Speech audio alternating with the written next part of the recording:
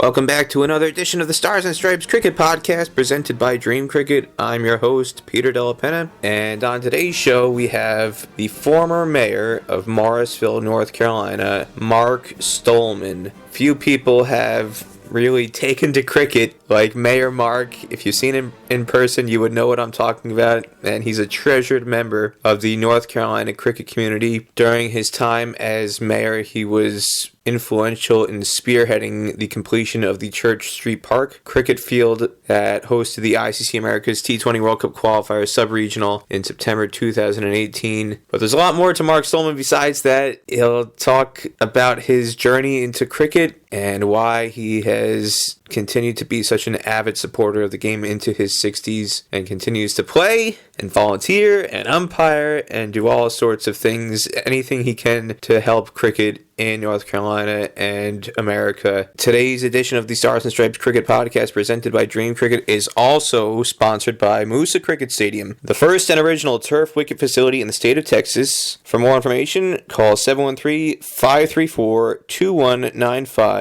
That's Moosa Cricket Stadium in Pearland, Texas, just a half hour south of Houston. Today on the Stars and Stripes Cricket Podcast presented by DreamCricket, we have the former mayor of Morrisville, North Carolina, Mark Stohlman. Welcome to the show.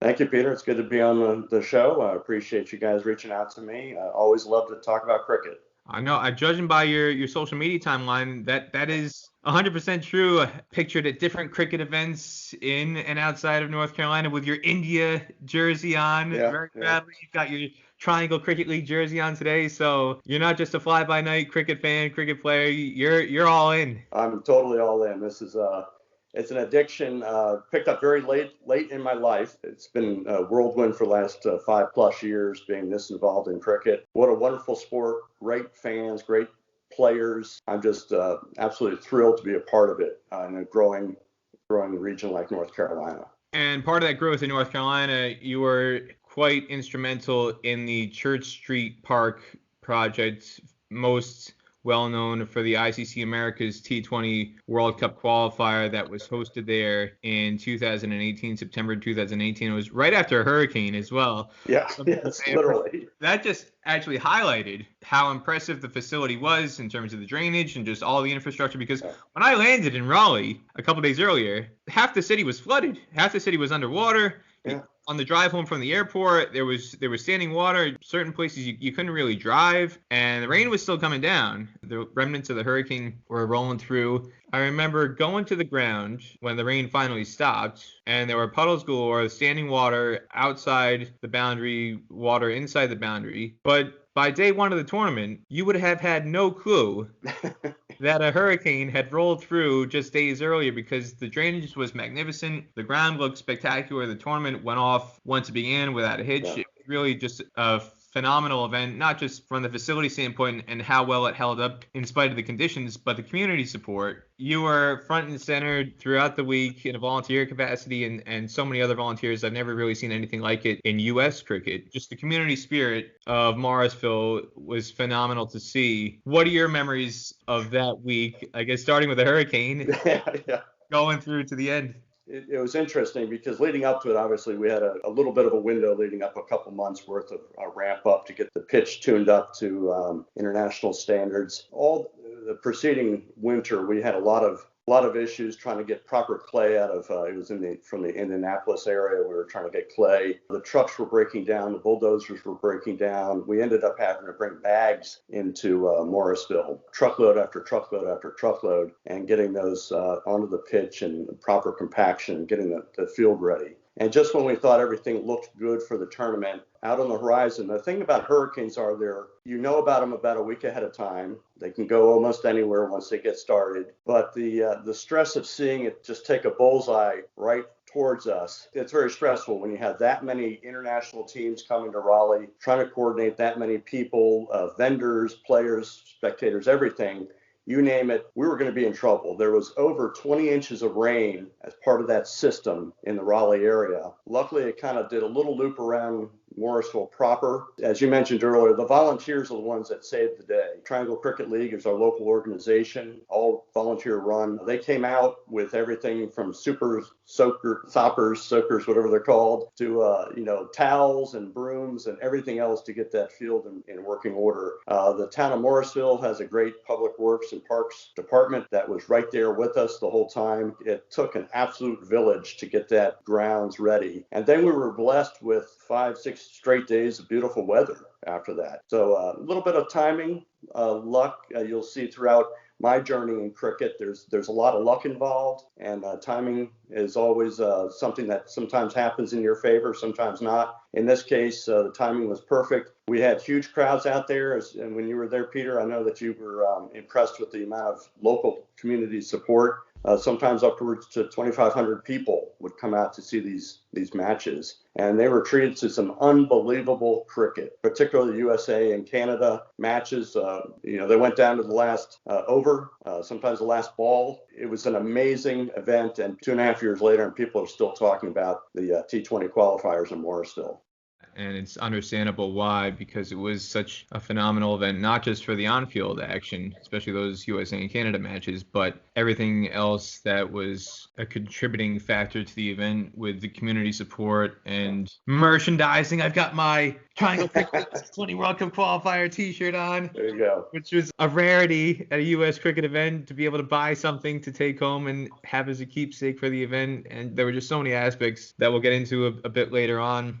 To give some people a bit of background about yourself, you have a slight Southern accent, not super thick, but you can tell you're from south of the Mason-Dixon line. Where did you grow up? Where were you born? How did you evolve into your career before becoming mayor of Morrisville?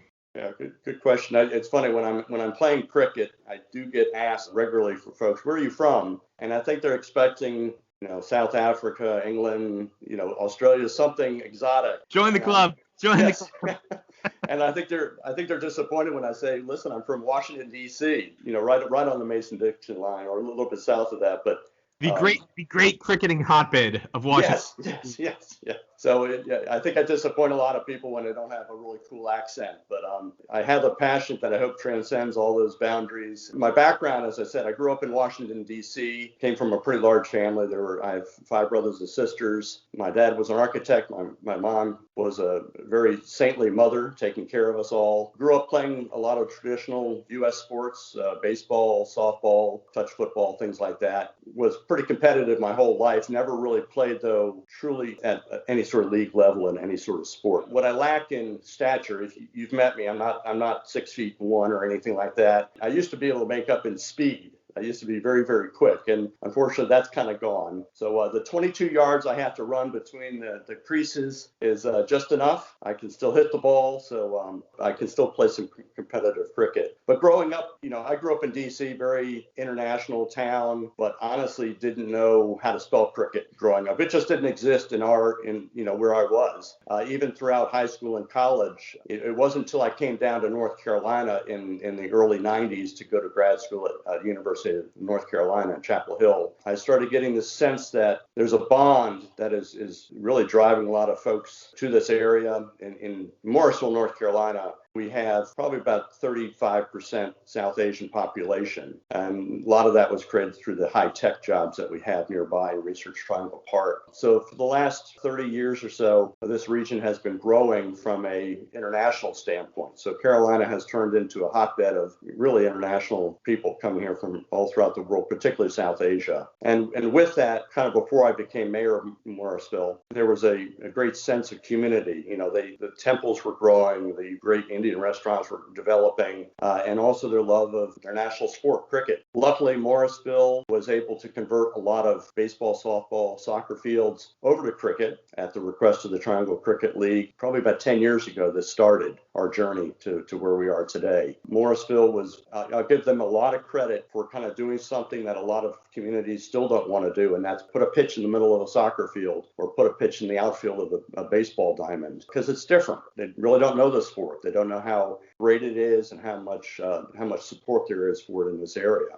So with the two things happening in the Morrisville area in particular, we saw more and more people come in that wanted to play cricket. The Triangle Cricket League had just started about 11 years ago, so there was that support system. There's a way for them to get out and play both hard tennis and leather ball, youth league, women league. There was that start so many years ago. And with it, Morrisville and also the town next to us, or the community next to us, Research Triangle Park, allowed us to build some fields there. The sport has grown and grown and grown to the point where Morrisville had a decision probably a little over 5 or 6 years ago. The town was planning on doing a very large baseball, softball complex. And if you can picture 4 fields back to back to back to back in a pinwheel fashion, the town was planning to do. So this was going to be a huge baseball, softball complex with these 4 fields kind of taking up the bulk of the middle. Those plans, we bought the land, working with the Wake County to develop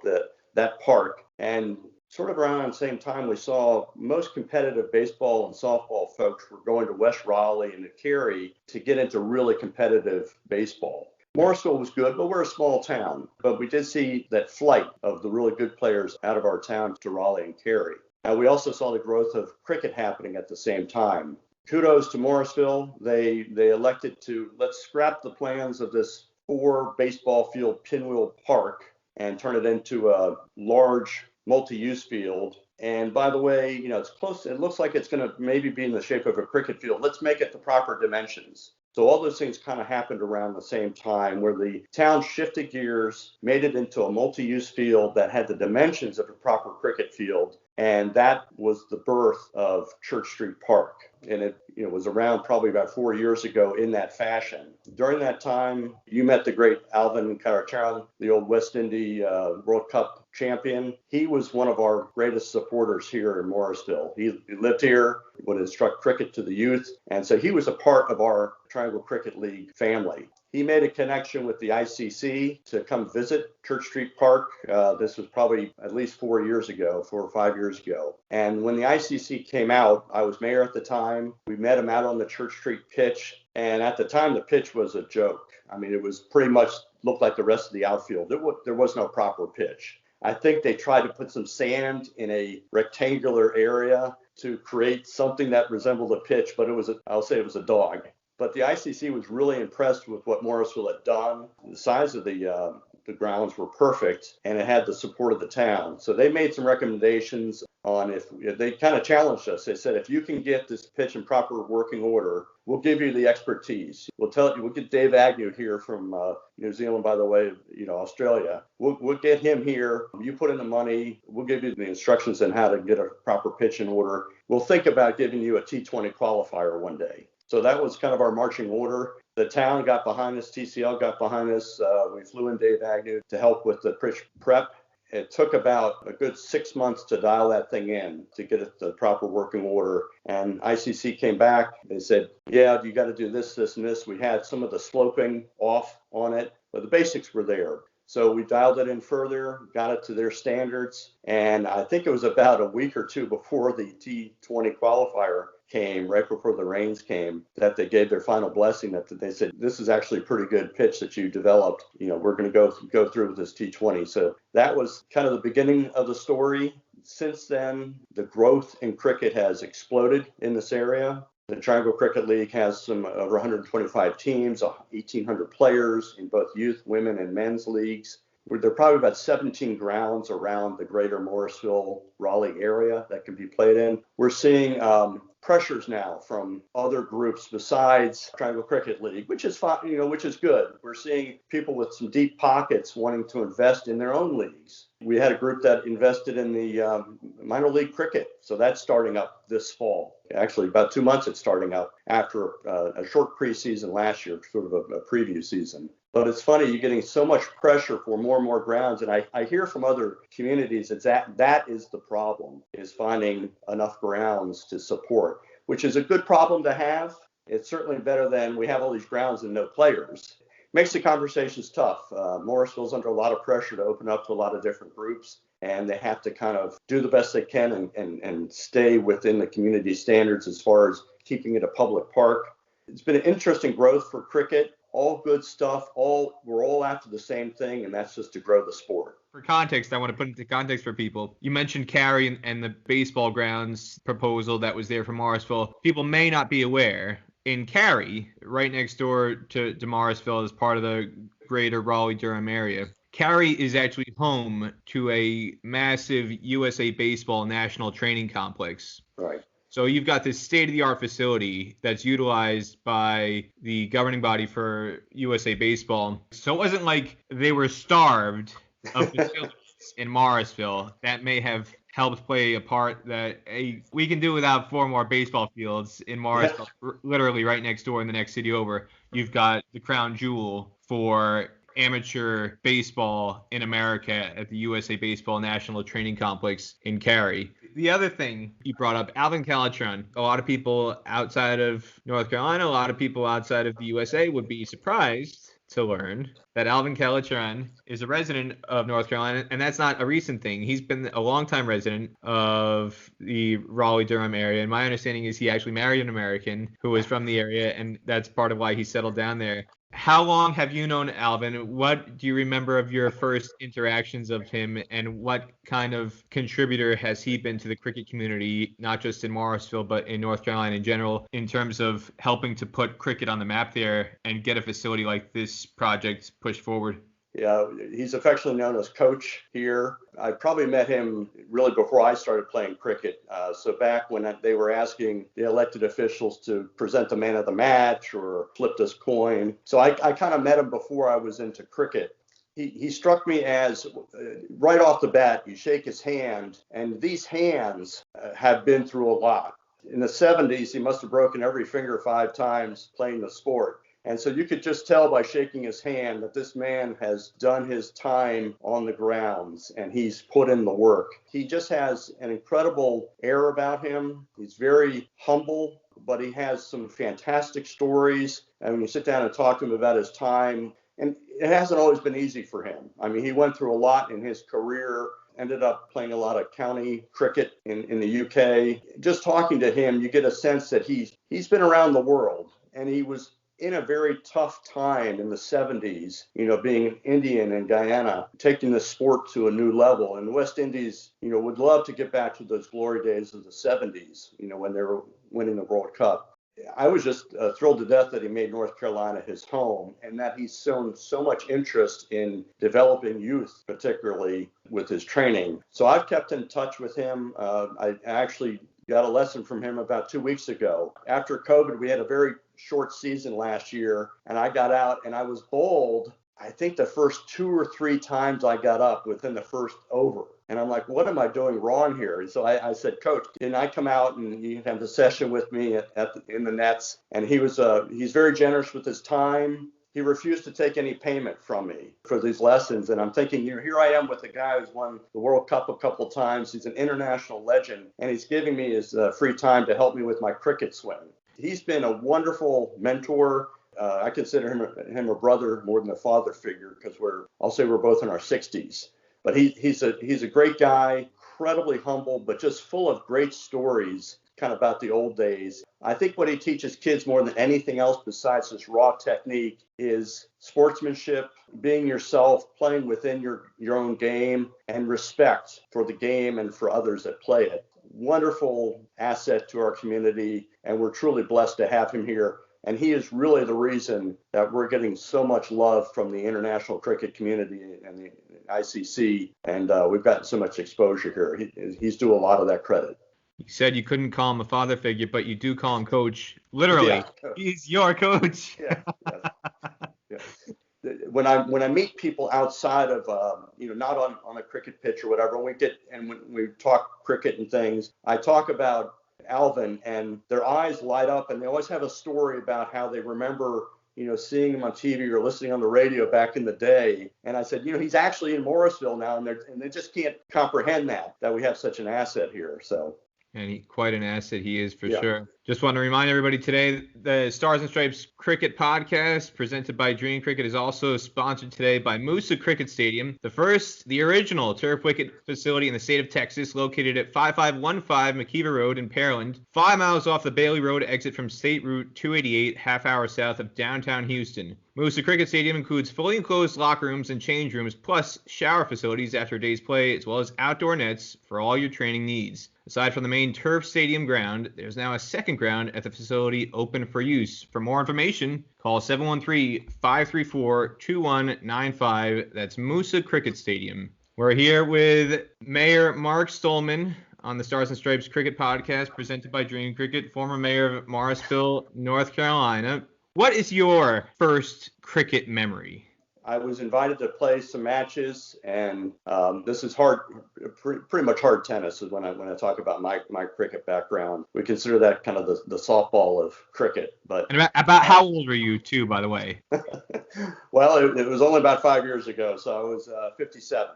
So there you go. It's never too late to start playing cricket. Never too late to start playing the game. So my very first memory is I got up there and they said, Mark, just don't let the ball hit these stumps behind you. And I said, I can do that.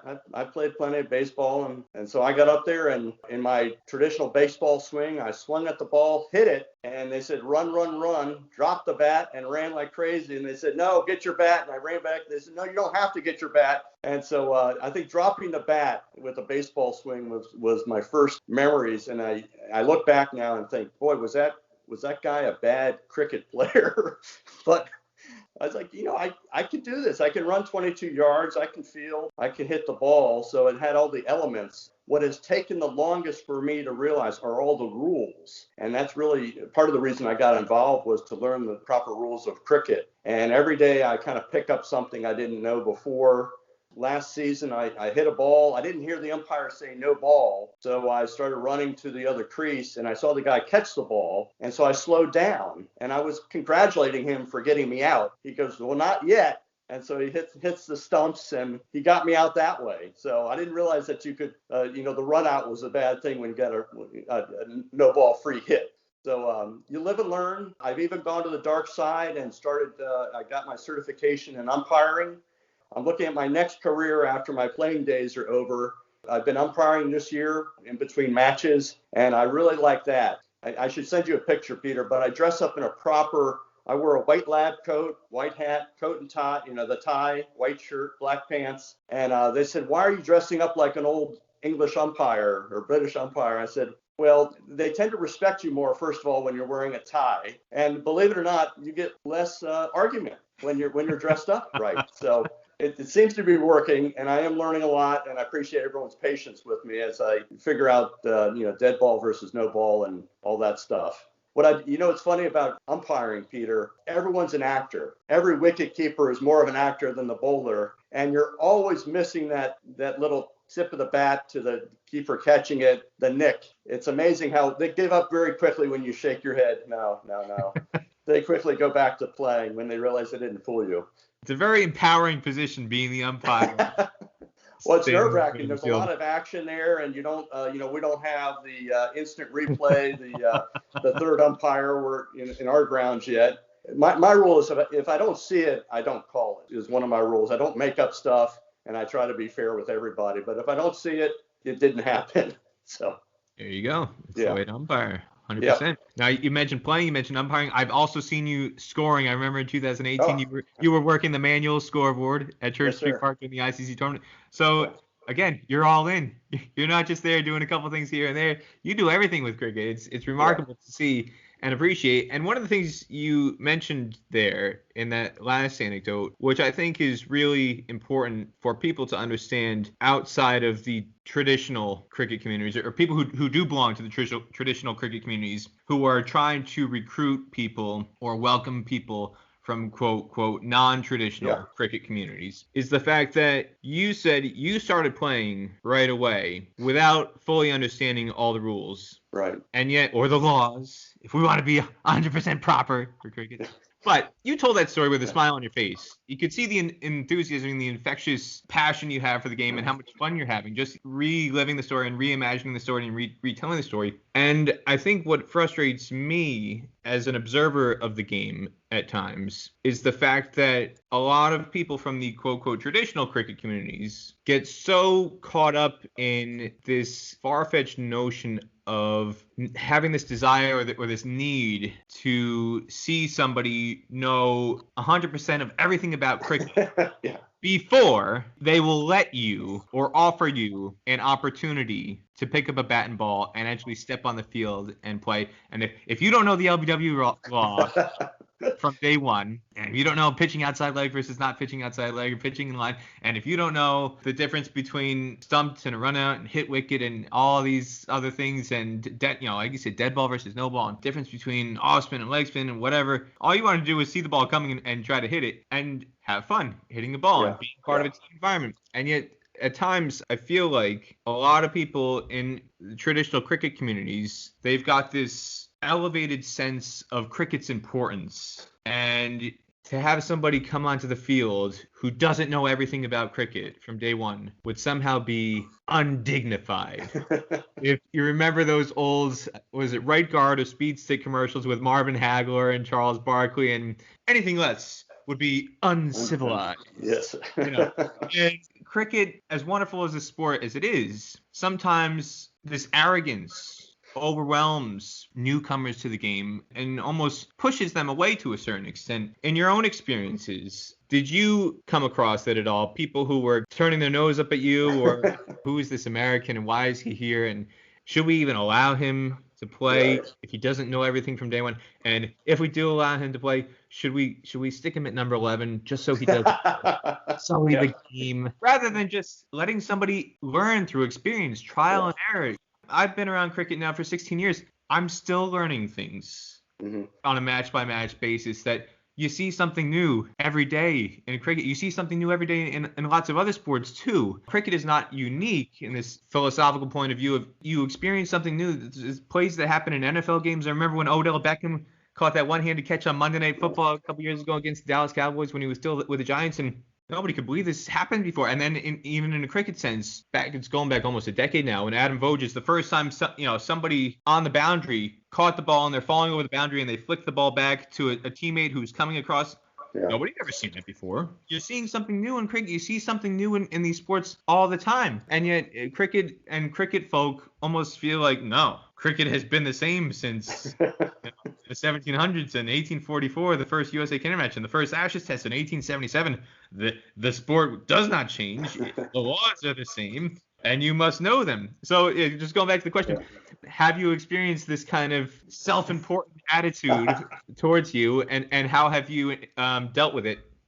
Yeah, I think I'm glad to report that I haven't run into a whole lot of arrogance about cricket. We're a recreational league at the Triangle Cricket League. You say that in name, but when you get to the field, those people around the field, they don't take it like it's they take it very serious. But what I found out in my own playing experience is that I'm really blessed that my teams that I've been on have enabled me to do everything from opening to being that number 11 or to even bowling on occasion. They've given me the ability to try all these things. So I've been really lucky in that aspect. But, there is a certain, there's a hierarchy setting up the batsman's order. Sometimes I think when they want me to open, it's because they know I'm going to be a quick wicket and I'll sit, the next person can bat. In recreational cricket, it's sometimes you're almost hoping for a wicket so that you can get up and bat, right? We do have North Dallas 40 syndrome. You got Nick Nolte on the sideline hoping for his teammate on the Cowboys to get it so he can get the game. Yeah. So a lot of times we take turns. You'll find that people retire, after they've had a good spell. They'll sit down to give other people a chance. But I think that's the difference between kind of our level and kind of the more professional level. I think when folks see me, they don't know what to expect. What is this guy going to do when he's up there? I think I've gained the respect over the years by becoming a better batsman. Certainly improved, on my statistics, and I can hang in there. I still trip up a little bit on full Yorkers. They seem to be my kryptonite. Who doesn't? So, there's players in the IPL, the best in the world, who can't handle Yorkers. So you're in good company. I think people, they appreciate that there's not a whole lot of non-South Asians out there. And a lot of them know who I am. They know that I'm the old mayor, and maybe I get more respect from that than my actual cricket playing. I like to think the opposite. They respect my game now. they get real serious in some of these matches. And to me, it's still a game. I'm still a little kid playing cricket. And so luckily, I don't understand all the languages that are being thrown about on the cricket grounds. You haven't learned all the four-letter word equivalents in Hindi and Urdu? I have no idea. And so every so often I hear baseball, when I'm up there, they know I'm going to do a baseball swing or something, or, here's an easy wicket or something like that. I get all that stuff. But a lot of the chatter just goes over my head because I don't understand, all the various languages. But I would say, in the most part, I do get respect. I have run into a lot of sort of snobby cricket people out there. They got to watch what they say because I can take them on, at this level. So nobody really intimidates me out there. I don't mind taking hits to the body at all. Doesn't seem to bother me. I've held up pretty good without any significant injuries for the most part. It's good to know that Morrisville is welcoming in so many different ways. Absolutely. You spoke earlier about currently there's around 17 cricket fields in the Morrisville area. Which for one municipality, that's extraordinary. But before Church Street Park, I mean, a ground like that just doesn't pop out of thin air. What were the existing facilities like before that broke ground? Mm-hmm. And what were those facilities like in terms of the quality of the outfields, the standard, and obviously there were no turf wickets, but just the transformation between what was before and what is now after Church Street Park? Yeah, the original grounds that were around Morrisville, and we talk about the whole area, there's all the way down in Fuquay Arena, which is about an hour from here, on Chapel Hill, which is 45 minutes from here, RTP, which is a sort of a corporate office park, but they allowed us to build some grounds there, on existing baseball fields. So I would say most of them are just that. They're refurbished, or they're baseball, softball stadiums or fields, and they've allowed us to put in an AstroTurf pitch in the middle. Just 2 weeks ago, I was out in Chapel Hill helping. This is a private individual who has a passion for cricket. He established two very, regulation-sized cricket grounds next to each other, and we were installing the jute mat cricket pitches on those. He had done an exceptional job in getting the underground of the pitch in order with official Midwestern clay. He had all the proper equipment there. He really did an unbelievable job for kind of on his own. Vishu Patel. He's allowing triangle cricket to play out there. So the evolution started out we were in municipal baseball, softball fields, a couple soccer fields. Morrisville had one field that was never really set up as a soccer field. It was the size of one that we were able to convince them, let us, it was never used for anything. And we said, let us put a pitch there. And that's where we had some of our youth or women's practices and stuff that didn't need the big, 70-meter boundaries or anything. So Church Street definitely put us on the map for world-class facilities. But by and large, we still rely on these kind of tried and true converted baseball, softball, soccer fields for our grounds. And then in addition to the two big fields in Chapel Hill, a couple of years ago, we were able to lease land out in Fuquay for another two big fields, where we play some of our leather ball matches out there. So it's just being creative, being nice to your local municipalities, and trying to convince them to take a chance on us. We're not going to ruin your field by having this little pitch in the middle of it. I think for the most part, they still support us. It's a loud, raucous bunch of people playing these matches. As long as we clean up after ourselves. And, there's no smoking, no drinking allowed on any of our premises. So we try to be well behaved and take care of our grounds. And so far, it's paid off for us. I think people, they welcome the opportunity to have us lease their grounds from them. Church Street Park and the tournament in 2018, the ICC Americas T20 Qualifier. We started talking about it a bit earlier, and you mentioned a lot of things that went on that week. One of the things I remember for being unique, because again, there were so many unique things about that week that were just, I don't want to say revolutionary, but just things that were not typical for the usual cricket experience in American cricket in terms of tournament hosting, event hosting, where a lot of times it's just you show up to a facility.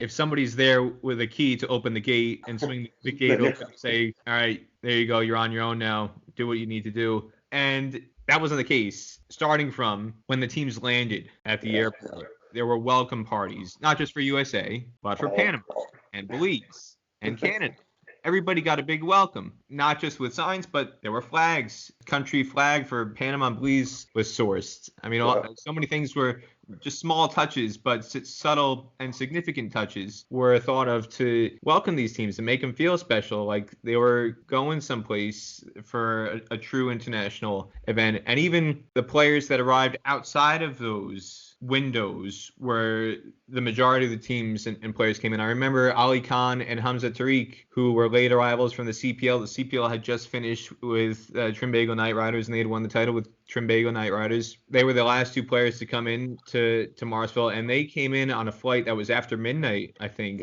from memory. It was one of the last flights of the day to come into Raleigh-Durham Airport. And yet, at the baggage claim were members of the community with signs, with a U.S. flag, with a Canadian flag. Yeah.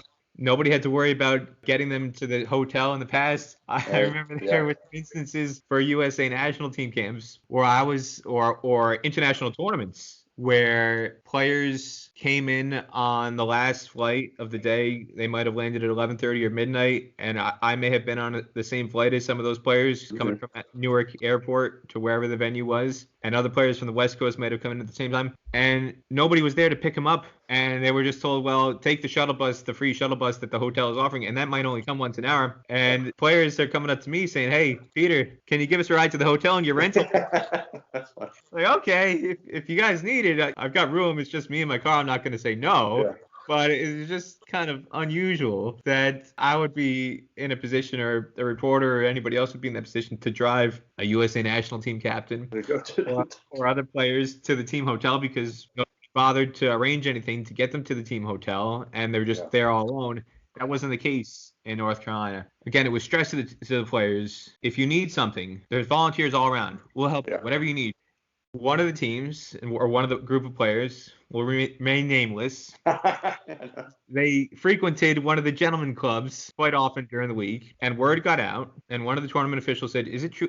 Were you out late last night going to so-and-so strip club? And the players were like, yes. It's like, why didn't you tell us? We would have given you a ride. Why didn't you call a taxi? We would have driven you there. Like, sure. Why didn't you ask? Well, that's Southern hospitality. What stands out to you most, the Morrisville community and how they stepped up during the course of that week?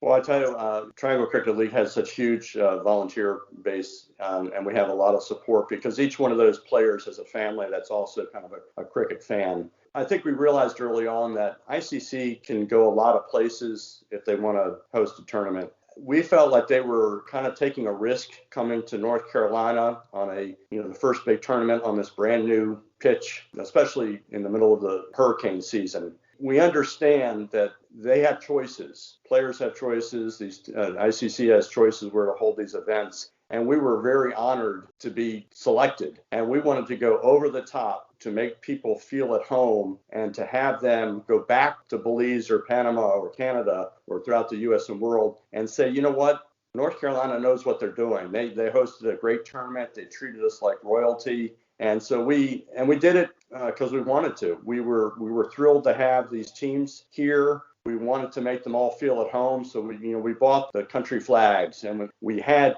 kids out there with the little flags, waving around during the tournament. And we wanted them to feel very welcome. And I think we accomplished that. The airport greetings were a lot of fun. The funny part was just seeing all the other travelers wondering, what are you all doing here with all, so we got to teach a lot of people that, cricket's a real sport, and it's not croquet, it's cricket. So you get your sports right. And it's big here in the United States and in North Carolina. So we kind of went all out for the hospitality. We heard from many, many people that even like the U.S. players, they said, we'll show up at a tournament in Los Angeles and there won't be 50 people there. Well, we'll get a couple hundred people for a Triangle Cricket League match.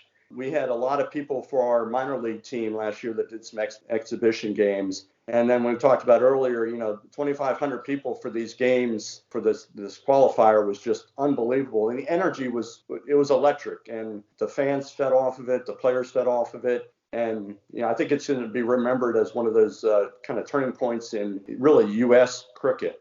You touched on the 2,500 crowd, so I want to get to that, kind of leading to that now. The two USA-Canada games were the marquee games. The first one went down to a super over. It was a very, very exciting game. Canada emerged as the winner in that one. That was played in the kind of late afternoon, but then the decision was made that the match times were supposed to be 11 o'clock and 4 o'clock daily. And sometimes cricket administrators can be quite inflexible, like very rigid with their rules. But a decision was taken for the second USA-Canada game to push back the start time by a few hours because it was a weekday. First game, I believe, was on a weekend, so that 11 o'clock, 4 o'clock timing wasn't an issue. Second game happened on a weekday. They made the decision, we've got these floodlights here, might as well use them. Sure. And the crowd was so good on the first game for USA Canada that was on a weekend. If we push back the start time a little bit to allow people who need to get out of work and can't come until after 5 o'clock or 5:30, we got the floodlights. We could have another really solid crowd and encourage people to come back out. And what happened was just an extraordinary experience. Not just the ending. Stephen Taylor hitting the 22 runs off the final over off Junaid Siddiqui of Canada, the leg spinner, and it finishing 96 not out, one of the great innings in T20 cricket history for USA. But the atmosphere that night, again, 2,500 people, the environment, people storming the field. There was a pitch invasion. Who would ever thought in U.S. cricket there would be enough people in a crowd to be worried about a pitch invasion? The security guards there was only a handful of security staff there. I don't think they were prepared for people to storm. Trying to hold back the crowd, Yeah, and so it was kind of like this very polite Southern interaction took over. It was like, please, like very pretty please, please, can you get off the field? We want to protect the pitch. You guys aren't supposed to be on the field, but just the emotion took over. Everybody was running the field, and it was just such an incredible moment. That night, having that crowd, it's the biggest crowd I've ever seen on U.S. soil for an official USA national team match. I know there's some stories anecdotally of USA Select 11, Invitation 11 playing against the West Indies 11 in Brooklyn out at Floyd Bennett Field back in, I think, 2005 or 2006 that had at least 5,000 or so people. But that was an unofficial match. It was an unofficial West Indies 11 and an unofficial USA 11, not ICC sanctioned. This is for an actual sanctioned tournament match. Biggest crowd I've ever seen in the modern era of U.S. cricket. What was the hallmark moment or the standout moment from that night and that occasion that you think will be remembered for generations to come? Really, the pinnacle of the evening was that the sixth Stephen Taylor hit to win the match at the end, and then the place just went bonkers. I think it's really telling how astute the cricket fans in North Carolina are. We had a couple of these small portable scoreboards, as you mentioned, that you probably can't even see if you're really across the entire grounds. But people were in tune. We were doing a live simulcast. The broadcast, very good quality, kind of homegrown team doing that. We had a DJ that was rocking the tunes between deliveries. The whole night, if you picture the grounds, we had this magnificent green acreage of cricket grounds, just perfectly manicured under these, and you call them floodlights, but these things were, world-class lights that lit up this field like a jewel, like an emerald in the middle of the woods or something. And the field is special that we actually have uplights on these poles. So when that ball goes up in the air, you don't lose it as a shadow. It's lit on its entire journey. And it just makes for, in the audience, a really special occasion. So you combine the music, the stress of, we're about to lose this match, and we can't lose 2 to Canada. And my God, they keeps on hitting boundaries, and we might just do this. And to come down to the last couple balls and knowing that we have a chance, but not really. And then he did what he had to do, to get us over the line was just, the pent up excitement just burst when we got to that point, and people went nuts. They stormed the field. Respectfully stayed away from the pitch. And I think the players just got a huge kick out of that ending of a perfect tournament. Even the players from Panama and Belize were very generous to bring teams to the U.S. and they're at a different level in their development than U.S. and Canada is, obviously. But they kind of stuck with us. A lot of those players were around for the other matches. And it was just cool to see that much excitement. And you think about, I do, as kind of former mayor, I think about what could have been if we had stuck with baseball for these fields. or if we'd never worked with our local county commissioners to get these lights were a new addition to the field, or if the Morrisville Town Council just said, what is cricket? And we don't want to be bothered with it all those years ago. To think how many things had to happen to make that night come off as well as it did is just, it's mind-boggling to think, that it all kind of came together. And that's really, I'm describing some of the challenges that other communities have with cricket in trying to develop the game for your area. It's tough. It takes a lot of cooperation between volunteers and the local communities, and it takes some big acreage to get these fields in. And it's not everything, everyone can't do that. We're considered very, very lucky here in North Carolina that it all kind of came together under my watch. I was more of a spectator, but a very willing booster of cricket, and whatever I did to help push it over the line. But there's a whole bunch of people with me on this journey. Nothing I did on my own, but it took 11 years for us to get to that night. So it was pretty exciting. One of the things people who were there will also remember, not just from that night, but I think it was a day or two later, at the closing ceremony presentation, Eric Parthen, who was the Project USA head administrator at the time. The Project USA was the transitional administration from the expelled USA Cricket Association to the ICC staff, who were the caretakers before handing over to the new USA Cricket Administration. Eric Parthen takes the microphone, tells a quite large gathering of people, this was a wonderful event. Thank you to Morrisville, and I'm proud to declare that this is the #1 cricket facility in America, the best cricket facility in America, and you guys should be proud that this place is the best in America. And everybody went, woo!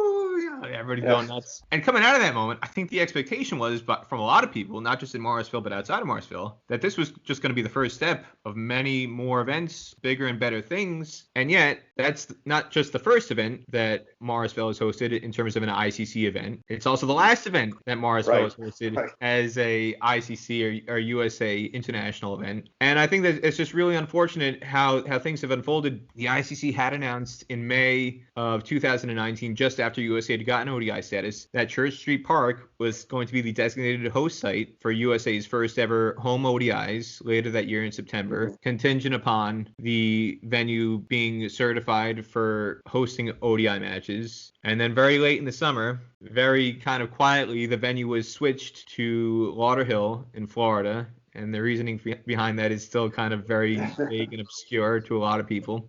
Still, here we are now 3 years later, close to 3 years later from that magnificent tournament that was hosted, and there's still not been any international cricket in Morrisville, coming off of, again, what was just such an incredible event, not just playing-wise, facility-wise, but the community support, the fan support, never been seen before in U.S. cricket. And then when you see what happened in Florida in September 2019, where there were, I believe, either 17 or 19 people in the stands for USA's first ever home ODI against Papua New Guinea, it was just such a letdown.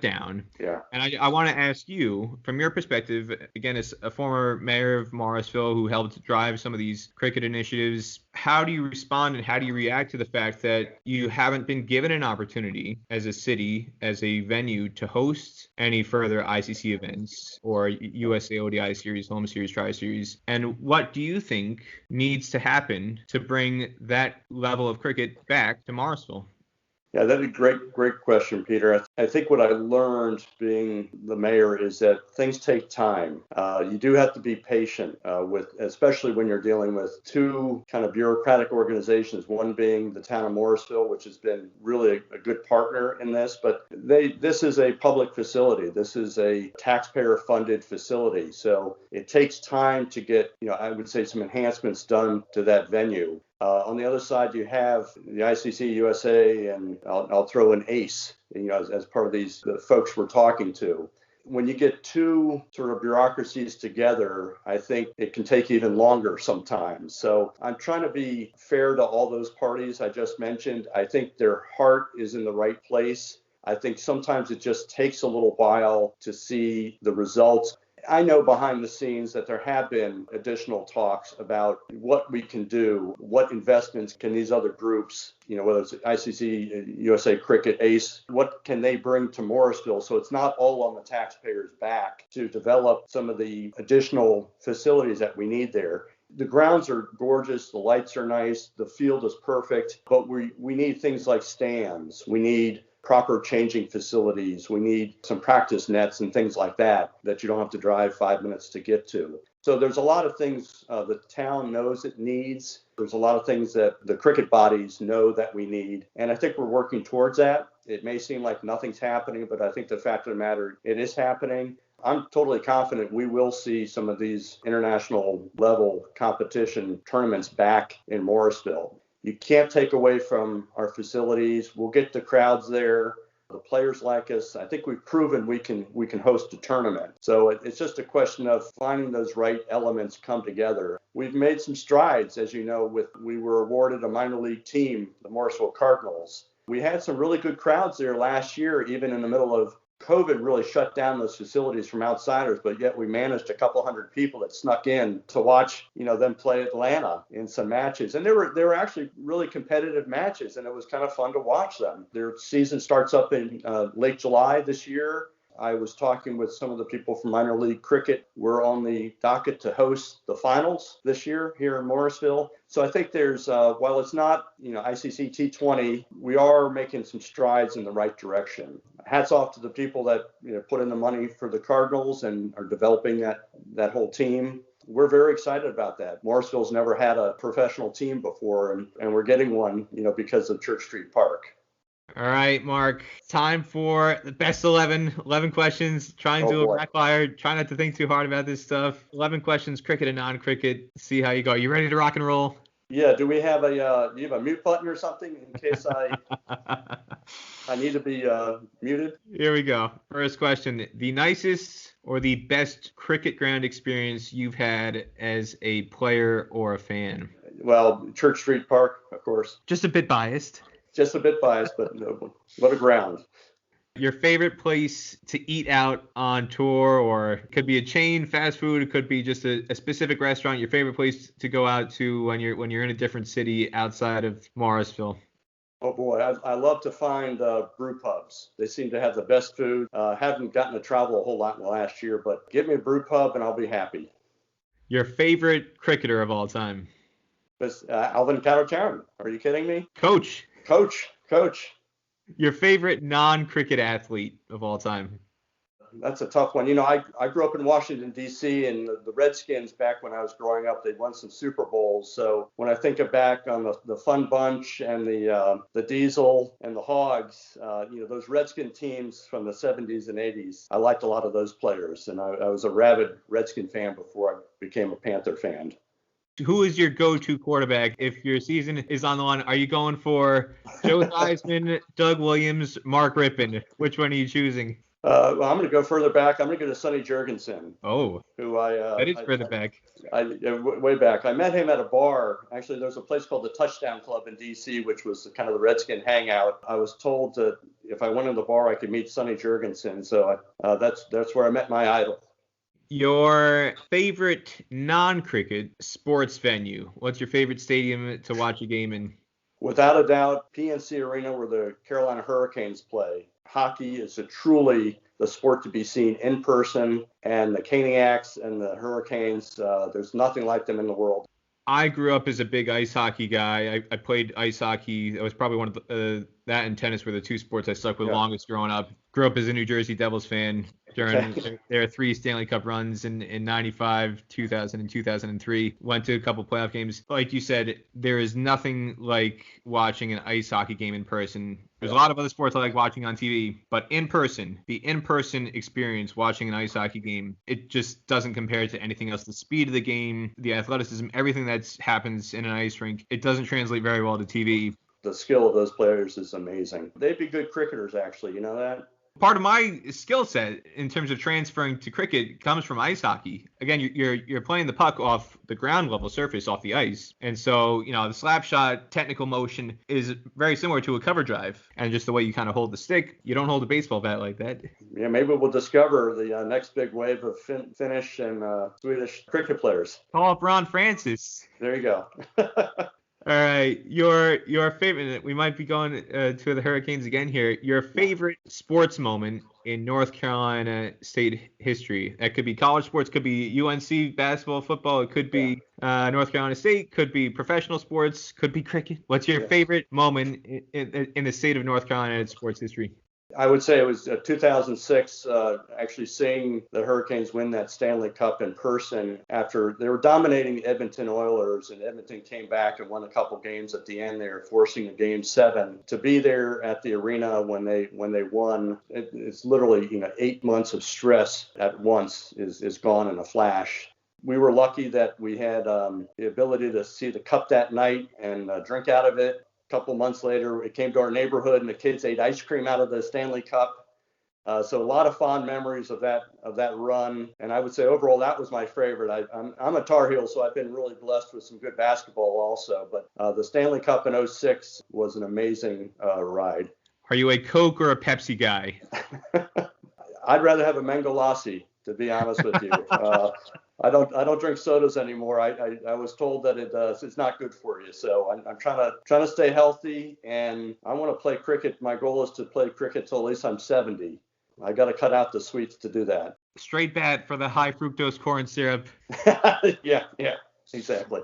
All right, your favorite pizza topping? Have you stopped pizza? Are you still a pizza? Do you go to the pizza? No. They just opened. I'm in Cary now, but they just opened a great Brooklyn pizza place. I like the deeper dish pizzas, either Chicago or the square Brooklyn style. But I like something with a little substance to it, not the little scrawny flat pizzas. So what's your favorite topping? Probably pepperoni, but give me some good sauce and cheese, and I'm fine. Your favorite movie of all time? The ones that struck me when you saw them in real life were things like, I grew up kind of a Star Wars guys, back in the 70s. So they look kind of cartoonish now when you look back at the early ones, but at the time they were state of the art and they were pretty impressive. So I'm kind of a Star Wars fan. If you had to pick one of the 3 originals, A New Hope, The Empire Strikes Back, or Return of the Jedi, which one would you go for? The first one, which I guess was the third one, right? Or the fourth. The first is the fourth. The first is the fourth. Whichever. That's when they lost me, when they started going in reverse. So Star Wars, A New Hope. Your favorite show to binge watch on Netflix, Amazon Prime, Disney Plus, DVD box set, any those kind of things. What's your go-to show that once you can sit for hours and hours at a time? Any car restoration show I really like. Texas Metal, Iron Resurrection, what is it? Bitchin' Rides is another one. I grew up in the 60s and the 70s. My grandfather was a Chevrolet dealership. I got to live in these brand new Camaros and stuff. And when I see someone take an old Camaro from the 60s and resurrect it, I'm happy then.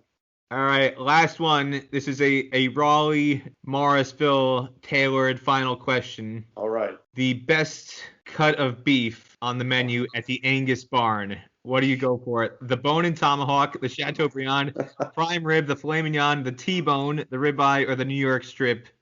I like the New York strip because it has a little something to it. It's got, the filet is too soft and tasty, and it feels like you're eating cupcake or something. But when you get into the New York steak, New York strip, it's got some real taste behind it. It's aged just right, and they cook it like never before. So I'm a big New York strip steak guy at the Angus Barn when I can afford it. It's not a cheap date, though. It's not an everyday meal at the Angus Barn. No, not at all. Not at all. And how do you get your New York strip cooked? It's medium, which means it's still a little pink inside. Medium's all right. Medium. Yeah. I'm a medium rare guy. Medium's okay. You can't charcoal a steak, or else there's no point to it. You got to keep it a little bit red in there. No. Now you're making me hungry, Peter. Mayor Mark Stohlman, former mayor of Morrisville, North Carolina, thank you so much for coming on the Stars and Stripes Cricket Podcast. Give you the final word. Anything else you want to say about cricket in Morrisville, cricket in North Carolina, or anything else in general about what you're doing these days? The floor is yours. I appreciate that. Just for those that play cricket, keep playing.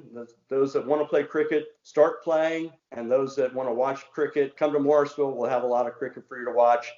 Just keep supporting the sport. It is truly the finest sport in the world. It's just that a lot of people haven't discovered it yet. But once they do, they'll be hooked. Want to keep the sport growing. Looking forward to the Olympics one day. And there's no greater evidence that once you find the sport, you get hooked. Then yourself, Mayor Mark Stohlman. Yeah. Thank you so much again for coming on the show. All right. Thank you, Peter. Take care. How lucky is North Carolina and how lucky is USA to have Mayor Mark Stohlman going to bat for cricket? We need about another couple thousand more people like Mark Stohlman to get this game going forward in America. That's it for today's edition of the Stars and Stripes Cricket Podcast presented by DreamCricket. A reminder to everybody, jump on board on Patreon. If you haven't become a patron on Patreon, it helps to keep the show going. You can also help spread the word of the American cricket gospel on iTunes, Anchor FM, Spotify, and all sorts of other podcast streaming platforms. Until next time, I'm Peter Della Penna. God bless America and God bless American cricket.